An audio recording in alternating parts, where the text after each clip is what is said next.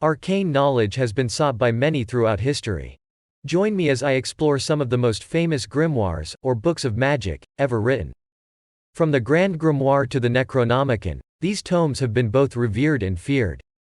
In this video, we'll be talking about what they are. Whether you're a witch, warlock, or just interested in the occult, this video is for you.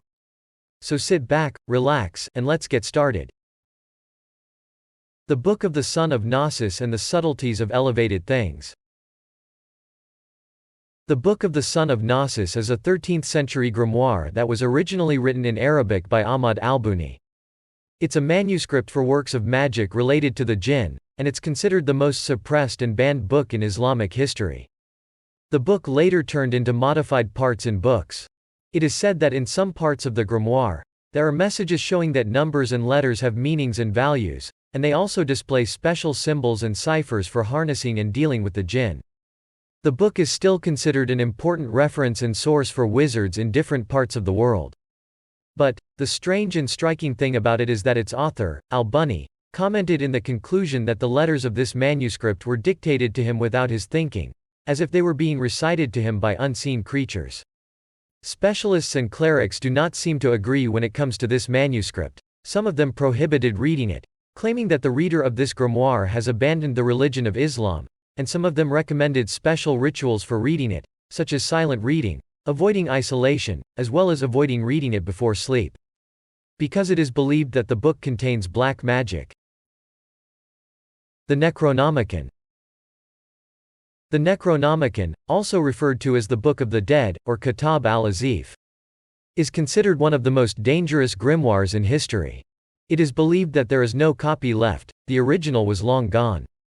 It is said that its author Abdullah al-Hazred, also known as the Mad Poet, wanted to be famous by using magic. He disappeared for 10 years and claimed that during that time he was communicating with some creatures that told him about what happened in ancient history, and that he collected those information in one history book. But, the book contains spells and talisman. The thing that made is forbidden by the Vatican. It is said that Abdullah al-Hazred clarified in the book the names of the kings of the underworld and their powers, in addition to the methods of invoking them, and he claimed to know many of the secrets of the dead, how to summon demons and know many of their secrets and mysteries.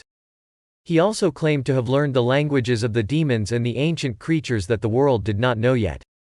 He was mad to know the secrets and mysteries that had not yet set foot in a human mind, and to use the powers of the underworld and black magic to harness the kings of the underworld to clarify the mysterious secrets of the earth in previous civilizations through different times. It is said that Abdullah al-Hazred's death was gruesome. He died while he was walking through a marketplace somewhere in the Middle East. He was ripped to shreds by invisible demons after being lifted into the air.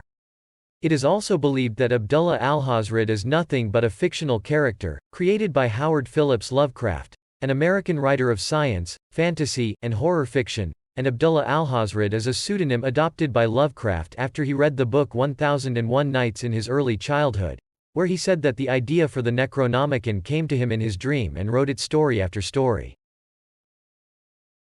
The Munich Manual of Demonic Magic. The Munich Manual of Demonic Magic is a late medieval grimoire of demonology. The text includes instructions on how to summon and control demons, as well as spells and curses for various purposes. The grimoire largely covers three kinds of magic: illusionist, psychological, and divinatory, as well as demonology, necromancy, black magic rituals, including exorcisms and summoning demons. The manual is thought to have been written in the late 15th century, and it first appeared in print in 1526. It remained popular throughout the Renaissance and early modern period, and it was even translated into English in the 17th century. The Munich Manual is one of the most famous grimoires of demonology, and it continues to be influential even today. The Grand Grimoire. The Grand Grimoire is a black magic grimoire, and it's considered one of the creepiest medieval manuscripts out there. According to legend, it was written by an apocryphal figure by the name of Honorius of Thebes, who is claimed to have been possessed by Satan himself. The grimoire supposedly contains instructions purported to summon Lucifer or Lucifuge Rofocal, for the purpose of forming a deal with the devil, and contains also a section entitled the Genuine Sanctum Regnum, or the true method of making pacts that carries instructions for making a pact with the demon, allowing one to command the spirit without the tools that is mentioned in another part. The Pikatrix Grimoire. The Pikatrix Grimoire, also known as Gayat al-Hakim, is a medieval Arabic grimoire of astrological and magical spells. The Arabic title Gayat al-Hakim translates as the aim of the sage or the goal of the wise. The original work was often attributed to the astronomer and mathematician Maslama ibn Ahmad al-Majriti, but this attribution was disproved by modern scholarship. The grimoire was originally written in Arabic, and was first translated into Spanish at the court of Alfonso X of Castile, the Spanish version then translated into Latin. It is believed that the original Arabic text is lost. It is said that the Pikatrix contains a wide variety of spells and magical advice, on everything from love to astrology and alchemy, and focuses a lot on electional astrology and rules for making talismans. Pikatrix was the most important manual of celestial magic in the Arabic world, and it had a fundamental influence on Western Renaissance magic. And remained as the most famous grimoire of astrological magic, and one of the most important works of medieval and Renaissance magic. The existence of grimoires, or spellbooks, is still up for debate. Some people believe that they are a powerful tool for witches and wizards, while others believe that they are nothing more than a myth.